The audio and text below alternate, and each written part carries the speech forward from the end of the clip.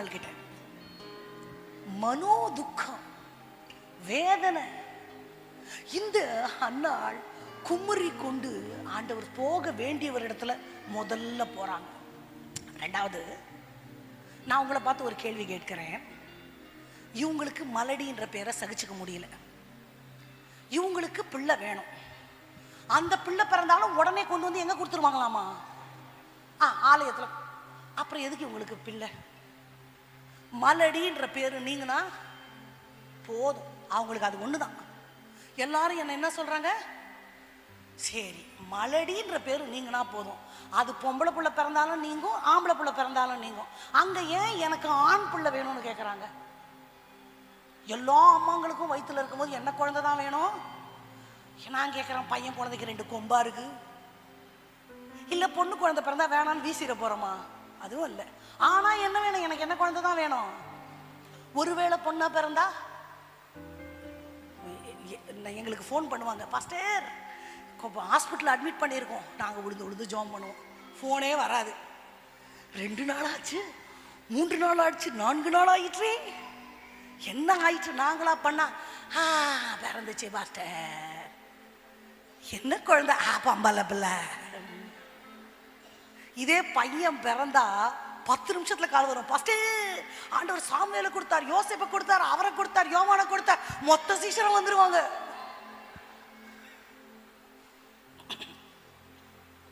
சந்தோஷம். ஆண்டவர் எது கொடுத்தாலும் சந்தோஷம்ன்றதுதான் சரியான வாழ்க்கை. பெண் பிள்ளைகளை பெற்றவங்களை சொல்றேன், உங்களை ஆண்டவர் ரொம்ப நம்புறதுனால தான் உங்களுக்கு பெண் பிள்ளை கொடுத்துருக்கிறார். அது பாக்கியம். ஹல்லேலூயா. அப்போ இந்த அம்மாக்கும் இந்த மாதிரி ஒரு ஜெண்டர் பேஸ்டு ஒரு ஒரு ஒரு டிசையர் எப்படி வந்துச்சு? பிள்ளை இல்லாதவங்க எந்த பிள்ளை கெடுத்தாலும் சரின்னு சொல்லணும் தானே. ஆனா இந்த அம்மா என்ன சொல்றாங்க? ஆண் பிள்ளையை கொடுப்பீரானால். ஏன்னா இவங்க இவருடைய 40 தலைமுறைகளுக்கு முன்பாக, எல்கானாவுடைய 40 தலைமுறைகளுக்கு முன்பாக கோராகின் புத்திரர் பூமியில விழுங்கி போடப்பட்டாங்கல்ல, அதுல மிச்சம் உள்ள சந்ததி இவர்கள். நீங்க இனி ஆசாரிய ஊழியம் செய்யவே கூடாதுன்னு ஆண்டவரால சபிக்கப்பட்டு நிறுத்தி வைக்கப்பட்ட சந்ததியில வந்தவள் இந்த அன்னாள். எல்கானா ஆசாரிய ஊழியம் செய்ய முடியாது, பலிபீடத்துக்கு போக முடியாது, பலி செலுத்த முடியாது, மகா பரிசுத்த ஸ்தலத்துக்கு போனா என்னெல்லாம் செய்வாங்க எதையுமே செய்ய முடியாது. ஒரு விசுவாசியா இருந்து பரலோகத்துக்கு போலாம். இந்த அம்மா மனசுல பொம்பளை பிள்ளை அன்னைக்கு ஆசாரிய ஊழியம் செய்ய முடியாது, ஒரு ஆண் பிள்ளைய பெற்றாதான் இழந்த இந்த அனந்த பாக்கியத்துல அவன் வருவான் அப்படிங்கிற ஒரு தரிசனம். ஏதோ பிள்ளை பெற்றேன், மலடின்ற பேரு போனா போதும், ஆடு மாடு தான் குட்டி போடுது, நானும் ஒரு குட்டி போடுறேன், அப்படி இல்லை. She has a vision. அந்த தரிசன ஜெபம் என்ன பண்ணுச்சு தெரியுமா? பெத்தாங்க பாரு ஒரு புள்ள, அவனுடைய பெயர் தான் முதல் பெயர் சபா மட்டும். நம்ம மேப்ல பார்த்தோம்னா காஷ்மீர் முதல் கன்னியாகுமரி வரை. அல்லேலூயா. அப்படி ஒரு பிள்ளையை பெற்றெடுக்கிறாங்க. பெற்றெடுத்து எத்தனை வயசுல கொண்டு போய் விட்டாங்க? பால் மறந்த பின்பு. யூத பெண்கள் 5 வயசு வரைக்கும் பால் கொடுப்பாங்க. 5 வயசுன்னு வச்சுக்கோங்க. 5 வயசு பிள்ளைக்கு என்ன தெரியும்? கொண்டு போய் ஆலயத்துல விட்டாங்க, விட்டுட்டு வந்துட்டாங்க. இவங்களுக்கு மலடின்ற பேரு போனோம், தாய்மை அடையணும், எல்லாம் செகண்டரி. ஒரே ஒரு ஆசை, எப்படியாவது என் பையன் இந்த சபிக்கப்பட்ட சந்ததியிலிருந்து அவன் ஆசாரியன் ஆகணும்னு. இப்ப கற்பனை பண்ணுங்க, இவங்க ஆலயத்துக்குள்ள வரும் பொழுது நேரா ஆண்டவர்கிட்ட போகாம ஏலிகிட்ட போறாங்கன்னு வைங்க. எதுக்குமா ஜெபம் பண்ணோம்? எனக்கு ஒரு ஆம்பளை புள்ள. உனக்கு எதுக்கு இந்த காலம் போன கடைசியில் ஆம்பளை புள்ள? உனக்கு தான் சின்ன உன் தங்கச்சி அத்தனை புள்ள பெற்றிருக்காருல்ல, அதை பிள்ளையா நினைச்சிட்டு வளர்த்துக்க வேண்டியதானே சொல்லியிருப்பாரா? இல்லை பாஸ்டர், அதுக்காக இல்லை பாஸ்டர், நீங்கள் கோச்சுக்காதீங்க, உங்களுக்கு தெரியும்ல நான் கோராகு சந்ததியை சேர்ந்தவனு, இது வரைக்கும் ஆசாரிய ஊழியம் நாங்கள் செய்யலை, இப்போ எனக்கு ஒரு பையன் பிறந்து அவன் அந்த ஊழியம் செஞ்சான்னா எனக்கு அந்த சாபம் நீங்கும் இல்லை. இவருக்கு சரித்திரம் தெரியும். ஆண்டவருக்கு விரோதமாவா பேசுற நீ? அப்பால உங்களெல்லாம் ஆண்டவர் ஒதுக்கி வச்சிருக்கிறாரு, நீங்க எந்த ஜென்மத்திலையும் ஆசாரிய ஊழியம் செய்ய முடியாது, இப்படி நான் ஜெபம் பண்ண மாட்டேன்னு சொல்லி அனுப்பியிருப்பாரு. இந்த அம்மா போவே இல்லை, நேரம் ஆண்டவர்கிட்ட போயிட்டாங்க. பாஸ்டர் வந்து குடிச்சிருக்கியான்னு கேட்கிறாரு. இல்லை என் ஆண்டவனே, நான் மனக்லேசமுள்ள ஸ்திரீ, நான் ஆண்டவர்கிட்ட விண்ணப்பம் பண்ணினேன். என்ன விண்ணப்பம்னே கேட்கல. ஏலி என்ன சொல்றாரு? ஜெபத்தின்படி உனக்கு ஆக கடவுது. என்ன ஜெபம் தெரிஞ்சிருந்தா அந்த வார்த்தையை சொல்லியிருப்பாரா? சொல்லியிருக்க மாட்டேன். புரியுதா உங்களுக்கு?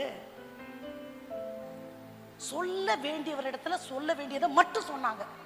மற்ற எல்லார்கிட்டையும் மேடம் எடிட் பண்ணிட்டாங்க சூப்பரா. ஏன் தெரியுமா?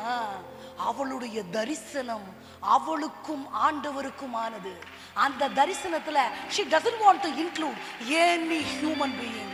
That is the real Christian relationship between God and man. ஆண்கள் கூட பரவாயில்ல, பெண்களை கேட்கிறேன், எனக்கும் ஆண்டவருக்கும் மட்டும் ரகசியம் இருக்குன்னு உங்களால சொல்ல முடியுமா? டமார்டி எவரிவர டமர டமர. நோ, எனக்கும் ஆண்டவருக்கும் மட்டும் ரகசியம் இருக்கணும். அதுதான் நான் ஆண்டவர் கொடுக்கிற முதலிடம். யாரை பார்த்தாலும் உளறி கொட்டக்கூடாது. மரியாள் தன் இருதயத்துல வைத்து வைத்தாள், எனக்காக அப்பா நியமித்த இந்த பாதையிலே நான்,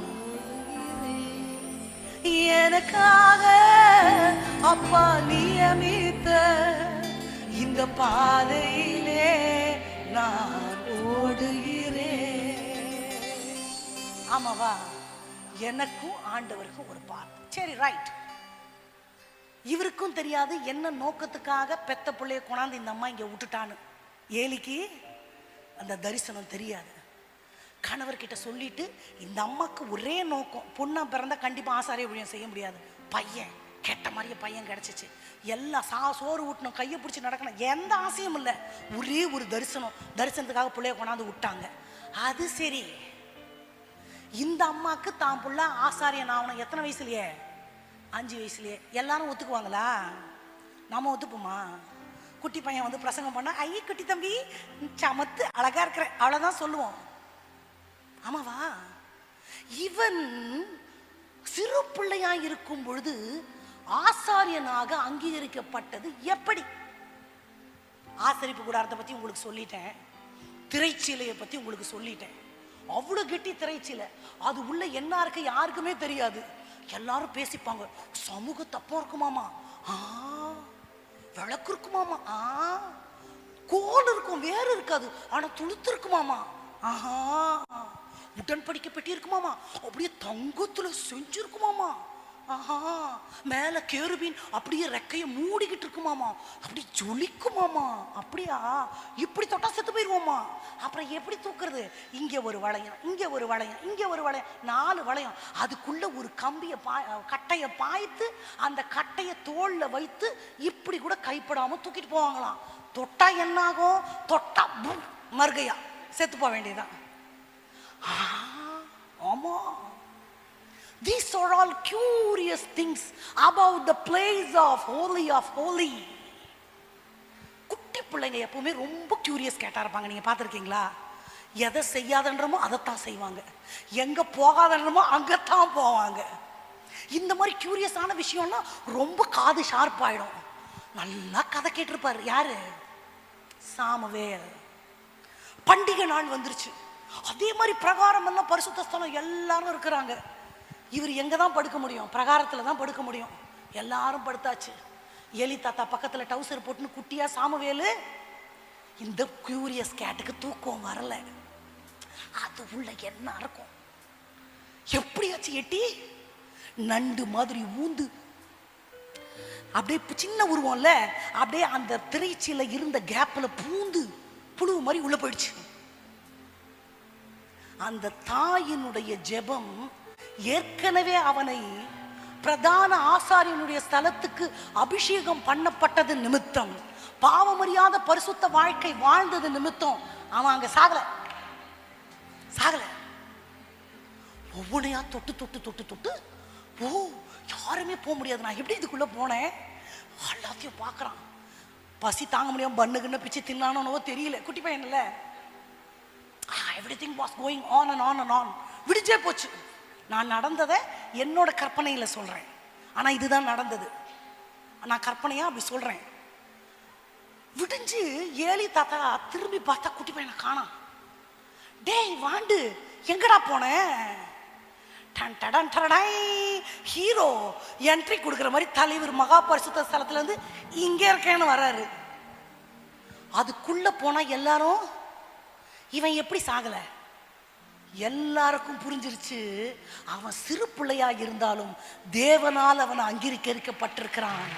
அவன் தள்ளப்பட்ட சபிக்கப்பட்ட சந்ததியா இருந்தாலும் அவன் தெய்வத்தால ஏற்றுக்கொள்ளப்பட்டான். 40 தலைமுறை சாபங்களை உடைத்தெறிந்தது ஒரு தாயின் ஜெபம்.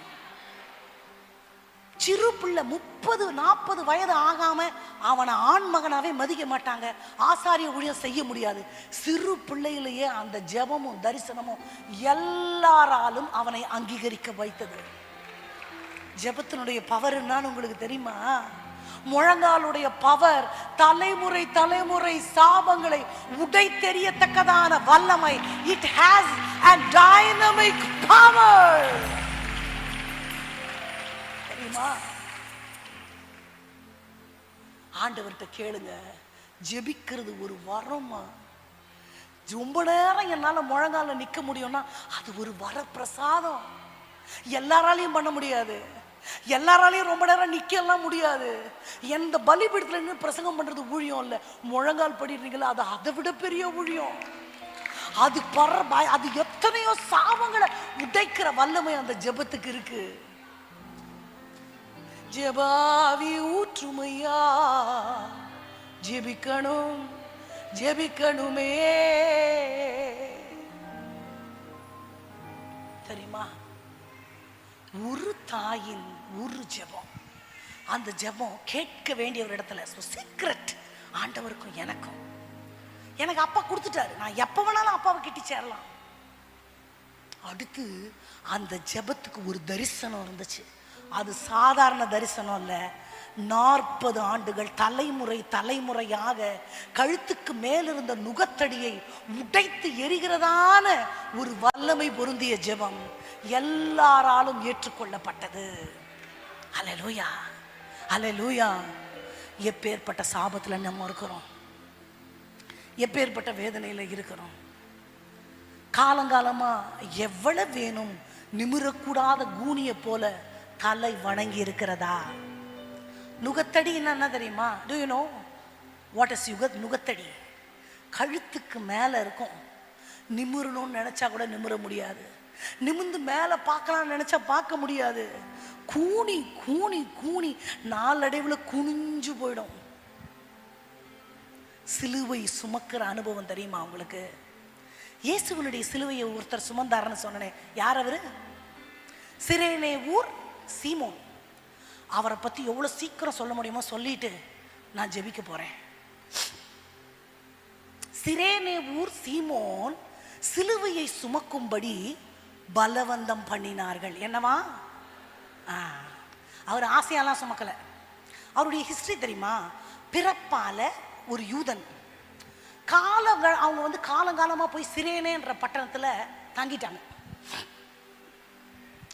ரொம்ப காலமா அங்க தங்குனதுனால அந்த ஊருக்காரங்க மாதிரி மாறிடுவாங்க. உங்களுக்கு தெரியுமா? நான் born and brought up Indian. 40 வயசு வரைக்கும் இங்க ஊறிட்டேன். ஒரு கற்பனை பண்ணிக்கோங்க, திடீர்னு என்னை கொண்டு அமெரிக்கால போட்டாங்கன்னு வைங்க. 30 வருஷம் வந்து கழிச்சு இது பேரு சோறா, இது என்ன கொழம்பு, உங்க பேரு மல்லிகாவா அப்படின்னு பேசுவோம். ஏன்? பல வருடங்கள் தாண்டும் பொழுது பாஷை மாறிடும். நம்மெல்லாம் இந்தியன்ஸ், இதுதான் நம்ம கலர், பிரவுன் கலர், அழகான கலர். நமக்கு அடிக்கிற வெயிலுக்கு நம்ம உடம்பு மெலனினை சுரக்கிறதுனால இந்த கலர், அதை ப்ரொடெக்ட், யூவி ப்ரொடெக்ட் பண்றதுக்கு ஆண்டவர் கொடுத்த கலர். வெளி தேசத்துக்கு போயிட்டோம்னா அந்த கால சீதோஷணத்துக்கு அவ்வளோ மெலனின் தேவைப்படாது. அப்போ பாடி தானா ப்ரொடியூஸ் பண்ணாது. அப்போ காலப்போக்கில் நம்ம கொஞ்சம் கலர் ஆயிடுவோம். நிறைய பேருக்கு கண்ணில் லைட் எரியுது. நமக்கு எப்போ இருக்கிறத விட்டு பறக்கிறதுக்கு தானே ஆசைப்படுவோம். ஆண்டவர் மட்டும் நம்மளை பார்த்து நீ எந்த கலர் நீ பிறக்கணும்னா அமெரிக்கன் மாதிரி நீ எல்லாரும் கேட்டிருப்போம். அதுதானே நம்ம புத்தி. அப்போ பிறப்பு யூதர்கள் எப்படின்னா ரொம்ப அழகானவர்கள், நல்ல நிறம், நல்ல தோற்றம், மெலிந்த தேகம், ரொம்ப சர்வ லட்சணம் சொல்லுவாங்க இல்லையா, இந்த உலக அழகி போட்டியில் இருக்கிறவங்களுக்குலாம் சிமெட்ரிக்கல் ஃபேஸ் சொல்லுவாங்க. அப்புறம் சரீரம் வந்து 38, 24, 38 அந்த பெண்களுக்கு, அந்த மாதிரி ஆண்களுக்கும் இருக்குது. அவங்களுடைய தோள் பட்டைகள், அவங்களுடைய சிக்ஸ் பேக்ஸ் எல்லாம் சொல்கிறாங்கல்ல, அந்த மாதிரி இப்படித்தான் இருக்கணுன்ற அந்த அம்சமான சரீர அமைப்பு, முகத்தோற்றம் யூதர்களுக்கு ரொம்ப அழகாக இருக்கும். நமக்கு அந்த அளவு இருக்காது. ஆப்பிரிக்கர்கள் நீங்கள் பார்த்துருப்பீங்க, எப்படின்னா ரொம்ப கருப்பாக இருப்பாங்க, மூக்கை விட வாய் கொஞ்சம் நீண்ட மாதிரி இருக்கும். அந்த முக அமைப்பு வந்து அவ்வளோ வசீகரமாக இருக்காது.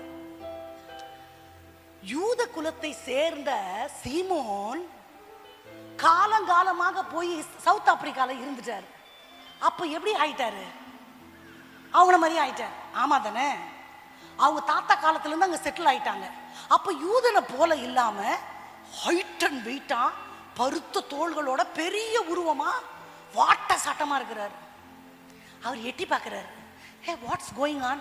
யாரையோ அடிக்கிறாங்கப்பா. இயேசு கிறிஸ்துவை அடிச்சு சிலுவையில எடுத்து கொண்டு போறாங்க. ஏறுகிறார், மலையில ஏறி போறாரு. எப்படி? 150 கிலோ எடை கொண்ட சிலுவை தோளுல. அந்த பிலாத்தும் கையை கழுவி ஆண்டவரை அனுப்புகிறார். சிலுவை சுமந்த உருவம் கற்பனை பண்ணி பாருங்க.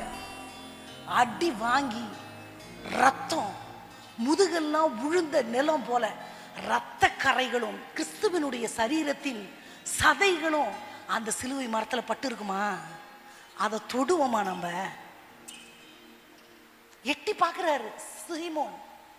Nobody can identify Simon as a Jewish man. ஏன்னா பரம்பரையா ஆப்பிரிக்கால இருந்து ஆப்பிரிக்காக்கார மாதிரியே கலரும் தோற்றமும் உருவமும் வந்துருச்சு. இயேசு கிறிஸ்து 75 கிலோ எடையுள்ள 6 அடி உயரமுள்ள மனிதனாய் வாழ்ந்ததாக சரித்திரம். 6 அடி உயரம் மனுஷன் 75 கிலோனா ஒல்லியா இருந்திருப்பாரு. ஒல்லியான தேகம் கொண்ட மனுஷன் 75 கிலோ உடம்பு, அவரை மாதிரி 2 மடங்கு வெயிட்டை தோல்ல தூக்கிட்டு, அசிங்கமான ரத்தம், அழகில்லாம, டீசன்சி இல்லாம, பரிதாபமா சுமந்து கொண்டு போகிறார். இதை வேடிக்கை யார் பார்த்து கொண்டு இருக்கிறார்? இப்போ இவரால் சுமக்க முடியல. உடனே இவரை விட ஒரு பெட்டர் பிசிக் தான் அதை சுமக்கணும்னு நினைக்கிறாங்க. இவரை விட கொஞ்சம் பலசாலி.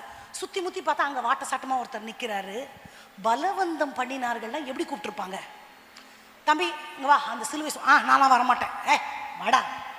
கழுத்தை பிடிச்சு தள்ளி அந்த சிலுவை அவன் மேல வச்சிருப்பாங்க. வச்சப்போ சீமோன் அவ்வளோ உயரமும் வாட்ட சாட்டமான தோள்களை கொண்டவரா இருந்தாலும் சிலுவையை தோல்ல வச்சா எவ்வளோ உயரமான உடம்பு முன்னோக்கி குனியுது. இவன் திட்டி இருப்பான், நான் உடம்ப வளர்த்தது இதை சுமக்கிறதுக்கா? எங்க அம்மா இதுக்கா காலையில என்னை இட்லி சாப்பிட வச்சு அனுப்புச்சு? நான் பாட்டுக்கு போய் தொலைஞ்சிருப்பேன், எதுக்கு இங்க வேடிக்கை பார்க்க வந்தனோ? திட்டுன்னு திட்டி இருப்பான். திட்டி முடிச்சிட்டு சிலுவை எப்படி வச்சு குனிஞ்சா கண்ணுக்கு முன்னாடி கிறிஸ்துவனுடைய பாத சுவடுகள் தான் தெரியுது, பாதம் தான் தெரியுது. அடுத்து யாரை திட்டியிருப்பான்? ஆண்டவரை திட்டியிருப்பான். என்ன திட்டியிருப்பாரு? நீ என்ன பாவம் செஞ்சு தொலைஞ்சியோ? நீ சுமக்க வேண்டியதை நான் எதுக்கு சுமக்கணும்? எனக்கு இது தேவையா? நீ பண்ண பாவத்துக்கு நீ சுமந்து தொலை. என்னோட பிரச்சனையை உன் பிரச்சனையை எதுக்கு என் தலையில வைக்கிற? நீ ஒரு சபிக்கப்பட்டவன், உன் சாபத்தை என் தலை மேல வச்சியா? திட்டிக்கொண்டே இருந்திருப்பான். ஆண்டவருக்கு அதெல்லாம் பழகி போச்சு. ஏச்சு பேச்செல்லாம் பழகி போச்சு. உங்களுக்கு தெரியுமா, அதுக்கப்புறம் சிலுவை இறக்கின பிறகு ரட்சிக்கப்பட்டு திருப்பியும் சிரேனேவுக்கு போய் ரத்த சாட்சியாக மரிச்சிட்டார். அவங்க அம்மா அப்பா அம்மாவும் தங்க சகோதரரும் எபிரேய பட்டணத்துக்கு வந்து பவுல் வரும்போது அவருக்கு சமைச்சு கொடுத்தது சிரேனே சீமோனுடைய அம்மா. பவுலடியாருக்கு பரிமாறினது. இதெல்லாம் வரலாற்றில் இருக்கு. சிலுவையை நோக்கி பார்த்தவர்கள் ஒருவராகிலும் அவருடைய அன்பை ருசியாமல் போகவே இல்லை. அவருக்கு ஊழியம் செய்வதற்கென்று தங்களை நியமித்துக் கொள்ளாமல் தங்க வாழ்க்கையை முடிக்கவே இல்லை. ஹல்லேலூயா. நான் ஆண்டவருக்காக செய்கிற முதல் ஊழியம் என்னுடைய ஜெபம். உங்களுக்குள்ளெல்லாம் ஏற்கனவே இருக்கு. அப்படி இல்லைன்னா நீங்க தூக்கத்தை வேலையை விட்டுட்டு இங்க யாரும் வந்திருக்க மாட்டீங்க. உங்க முழங்காலுக்கு டைனமிக் பவர் இருக்கு. நம்புறீங்களா? எழுந்து நிற்கலாம் இருக்கிற இடங்கள்ல. பெற்றவங்க அந்நிய பாஷையில பேசிட்டே இருக்கணும். எல்லாருக்குள்ளேயும் ஆண்டவர் ஒரு அபிஷேகத்தை வைத்திருக்கிறார். இன்றைக்கு அதுல அது ஒரு சின்ன ஸ்பார்க். ஆண்டவர் அதுல அபிஷேக எண்ணெயை ஊற்ற போறாரு. அது கொழுந்து விட்டு எரியணும். காட்டு தீ போல எனக்குள்ள ஒரு ஜெப ஆவி, ஒரு ஜெப மேகத்தை ஆண்டவர் ஊற்றணும். அது அவியாத அக்கினியாய் வருகை பரியந்தம் இல்லைனா மரண பரியந்தம் எனக்குள்ள கிரியை செய்யும்படி உங்களுக்காக நான் ஜெபிக்க போகிறேன். எல்லாரும் கண்களை மூடி பெற்றுக்கொள்வது போல கரத்தை ஏதோ ஒன்று ஆண்டவர் கையிலேருந்து பெற்றுக்கொள்வது போல உங்க கரத்தை ஆண்டவர்கிட்ட வச்சுட்டு, அந்நிய பாஷை பெற்றவங்க என் கூட அந்நிய பாஷை பேசிட்டே இருக்கணும்.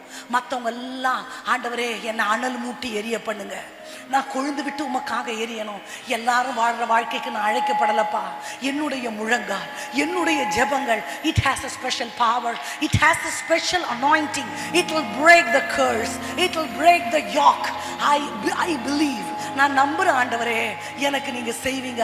ஆசைப்படுறவங்க எல்லாம் மற்றவர்கள் அந்நிய பாஷையில பேசலாமா? அனல் மூட்டி எரிய விடு, அயல் மொழியில் தினம் பேசு, அனல் மூட்டி எரிய விடு, அயல் மொழியில் தினம் பேசு. உனக்கு கிடைத்த இறைவனின் கொடையை கொழுந்து விட்டு எரிய செய் மகனே. உனக்கு கிடைத்த இறைவனின் கொடையை கொழுந்து விட்டு எரிய செய் மகளே.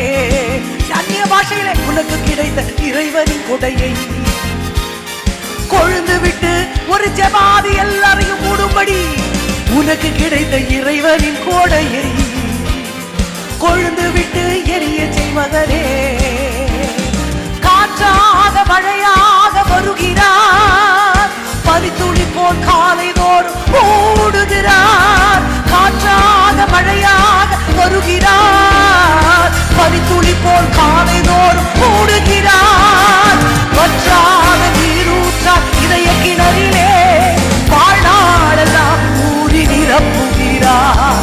வற்றாத நீரூற்றார் எல்லாரும் மேல ஒரு தேசாக்கினி, ஒரு எழுப்புதலின் அக்கினி, ஒரு ஜெபாவி மூடும்படி அனல் மூட்டி அனல் மூட்டி எரிய விடு, அயல் மொழியில் தினம் பேசு, அனல் மூட்டி எரிய விடு. அந்நிய பாஷையில பேசிக்கொண்டே அந்த அக்கினிமயமான நாவுகளால் அடியாரை பட்சித்த அந்த ஆவியானவர் எங்கள் மேல இறங்க வேண்டும். ஒரு ஜெபாவியால நிரப்ப வேண்டும், ஒரு விண்ணப்பத்தின் ஆவியால நிரப்ப வேண்டும். எரேமியா மேலிருந்த அந்த கண்ணீரின் ஆவி, நதியளவு கண்ணீர் சிந்துகிற அந்த ஆவி எங்கள் மேல இறங்கட்டும் இறங்கட்டும் இறங்கட்டும் இறங்கட்டும். மேல் வீட்டவையில இறங்கின அந்த அபிஷேகம், வாக்கு கடங்காத பெருமூச்சுகளோடு விண்ணப்பம் செய்கிற அந்த ஆவியானுடைய அபிஷேகம், நுகத்தடிகளை முறிக்கிற அபிஷேகம், கட்டுகளை அவிழ்க்கிற அபிஷேகம், விடையல்களை நெகிழ்க்கிற அபிஷேகம், அந்தகார இருளிலிருந்து ஆச்சரியமான ஒளியின் இடத்திற்கு அபிதாவினுடைய புண்ணியங்களை அறிவிக்கிற அந்த அபிஷேகம், கட்டுக்களை முறிக்கிற அபிஷேகம், பாதாளத்தின் திறவுகோள்களை கைகளில் உடைய தெய்வத்தினுடைய ஆவியானவர் இறங்க வேண்டும் இறங்க வேண்டும் இறங்க வேண்டும். ஓரேதோ ஷேபரபலகதுரியா அந்தரகலலமோ நேரலகதோ நமௌரகதோ ஷே. ஹல்லேலூயா.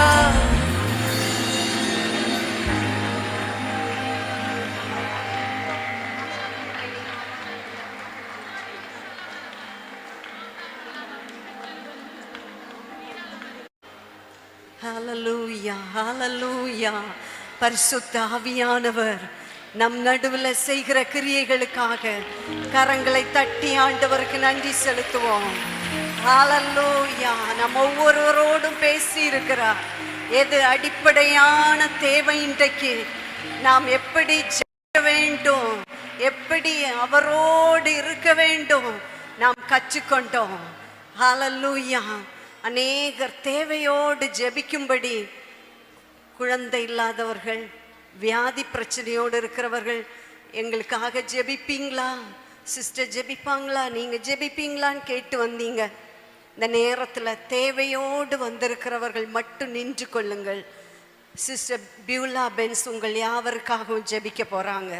இந்த நேரத்தில் விசுவாசத்தோடு இந்த நேரத்துல ஜெபிக்கிற எல்லா விண்ணப்பங்களுக்கும் ஆண்டவர் பதிலை தரப்போகிறார்.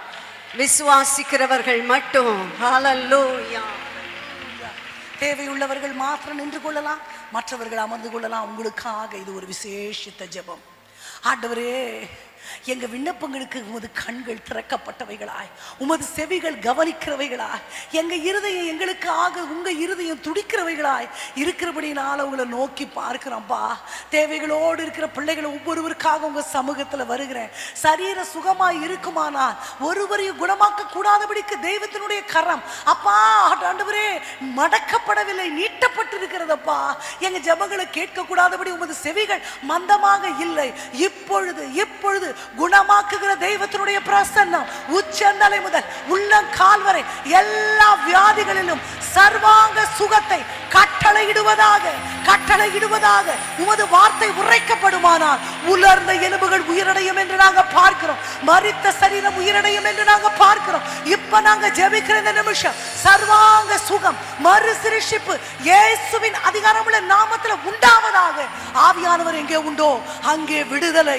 யாக்கோபுக்கு விரோதமான மந்திரவாதங்கள் இல்லை, இஸ்ரவேலுக்கு விரோதமாக குறி சொல்லுதல் இல்லை. எல்லா மாந்திரீக கட்டுகள், சத்துரு எரிகிற அக்கினி ஆஸ்திரங்கள், மறைவிடத்துல வைக்கப்பட்ட கண்ணிகளுக்கு இயேசுவின் நாமத்துல கட்டளை கொடுக்கிறேன். கட்டவிழ்க்கப்படுவதாக. சத்துரு தலை கவிழ்ந்து ஓடுவானாக, வெட்கப்பட்டு ஓடுவானாக. அலை கழித்து கொண்டிருக்கிற பிசாசுகள், சர்ப்பத்தின் ஆவிகள், முதுகு தண்டுவடத்தில் இருக்கிற சர்ப்பத்தின் ஆவிகள், பலவீனப்படுத்துகிற ஆவிகளுக்கு இயேசுவின் அதிகாரம் உள்ள நாமத்துல கட்டளை கொடுக்கிறேன். ஆவியானவர் எங்கே உண்டோ அங்கே விடுதலை, உமது விடுதலை உண்டாவதாக. பரம்பரை சாபங்கள் முறிக்கப்படுவதாக. ஜெபிக்க முடியாதபடி பிள்ளையை ஆழ்த்துகிற எல்லா பலவீனத்தின் குறுகள், சத்துருவின் அக்கினியாஸ்திரங்கள், தந்திரங்களுக்கு இயேசுவின் நாமத்துல கட்டளை கொடுக்கிறேன். நன்றாக ஜெபிக்கிறதற்கு ஒரு கிருபை, முழங்கால இருக்கிற கிருபை பரத்திலிருந்து உண்டாவதாக. கடன் பிரச்சனையில் இருக்கிற பிள்ளைகளுக்காக நான் வருகிறேன். பொத்தலான பைகள் இயேசுவின் நாமத்துல நிரப்பப்படுவதாக. எங்களுடைய தரித்திரங்களை தமது மகிமையின் ஐஸ்வரியத்தின்படி நிறைவாக்குகிற தெய்வத்தினுடைய ஆசீர்வாதம் எல்லா ஃபைனான்சியல் கிரைசிஸ் மேல வரட்டும் என்று கட்டளை கொடுக்கிறோம்ப்பா. தேவைகள் சந்திக்கப்படுவதாக, ஆலைகள் பூரணமாய் நிரப்பப்படுவதாக, மாப்பு செய்கிற தொட்டிகள் ஆசீர்வதிக்கப்படுவதாக, களஞ்சியங்களில் ஆலைகளில் எண்ணெய்கள் புரண்டோடுவதாக. உங்க பிள்ளைகளுக்கு எதிராக இருக்கிற எல்லா மீதியானியரின் ஆவிகள், எகிப்தியரின் ஆவிகள், சன்பலாத்தின் ஆவிகள், தொபியாக்களின் ஆவிகள் இயேசுவின் அதிகாரம் உள்ள நாமத்துல பிள்ளைகளுடைய வாழ்க்கை விட்டு நிக்கிரகம் பண்ணுவீராக, நிர்மூலமாவீராக.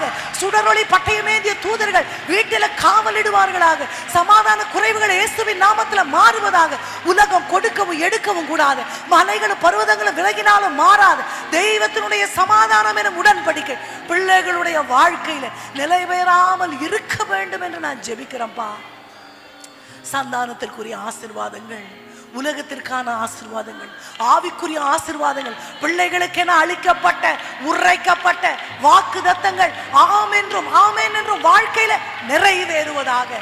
அவைகள் உரைக்கப்பட்ட வாக்குத்தத்தங்களாக அல்லாமல் உமது பிள்ளைகளுக்காக உமது வாயிலிருந்து உரைக்கப்பட்ட தீர்க்க தரிசனங்களாவதாக. கர்த்தர் செய்ய நினைத்தது ஒன்று தடைபடக்கூடாதுப்பா. உங்க பிள்ளைங்க சாப்பிட்டுட்டு மீதியான துணிக்க தனப்பா கானானிய ஸ்திரீக்கு, புறஜாதிகளுக்கு உங்க பிள்ளைகள் ஏன் ரெண்டு நினைவுகளால குந்தி குந்தி நடக்க வேண்டும்? கர்த்தர் தாமே உம்மோடு கூட பந்தி அமர எங்களை அழைத்திருக்கிறீரே. உங்க பிள்ளைகளுக்கு நிறைவான ஆசீர்வாதம் பரத்திலிருந்து, தெய்வத்தினுடைய கரத்திலிருந்து உண்டாவதாக. தடைகள் விலகுவதாக. சத்துரு எந்த தடை கற்களையும் கொண்டு வராதபடிக்கு உம்முடைய ஆசீர்வாதத்தினால உமது பிள்ளைகளை நீ நிரப்ப வேணுமாய் ஜெபிக்கிறேன். மனதுல இப்போ என்ன ஜெப குறிப்புகள், பிள்ளைய குறிச்ச பாரங்கள், கணவனை குறிச்ச பாரங்கள், மனைவியை குறிச்ச பாரங்கள், எதிர்கால பயங்கள் இயேசுவின் நாமத்துல விலகுவதாக. வழி தெரியாத படகை போல சுற்றி கொண்டிருக்கிறவர்களுக்கு கலங்கரை தீபமாய் நீர் வர வேணுமாய் ஜெபிக்கிறேன். உங்க பிள்ளைகள் மேன்மை அடையட்டும் ஐயா. உங்க வருகை தாமதிக்குமானால் நீர் தேடி விசாரிக்கிற சந்ததியாய் பிள்ளைகள் நிலை பெற்றோங்க கிருபை செய்யுங்க. கர்த்தருடைய கண்கள் பிள்ளைகள் மேல நோக்கமாய் இருக்கட்டும். உமது கரம் பாரமாய் அமையட்டும். வானம் அஸ்திமாரப்படட்டும். பூமி உமது கரத்தின் நிழலால மூடப்படட்டும். உள்ளங்கை அளவு மேகம் உங்க பிள்ளைகளுக்கு தென்படட்டும் என்று நான் ஜெபிக்கிறேன். என்னுடைய ஜெபம் ஒரு வரி கூட தரையில போக கூடாதுப்பா. சாமுவேலுக்கு அருளப்பட்ட வார்த்தைகள் தரையில விழவில்லையே. ஆமென்று நீர் கேட்டபடினால நன்றி. தெய்வத்தின் திருக்கரங்கள் ஒப்பு கொடுக்கிறோம். இயேசுவின் நாமத்தில் ஜெபத்தை ஏறெடுக்கிறோம் எங்கள் நல்ல தகப்பனே, ஆமென்.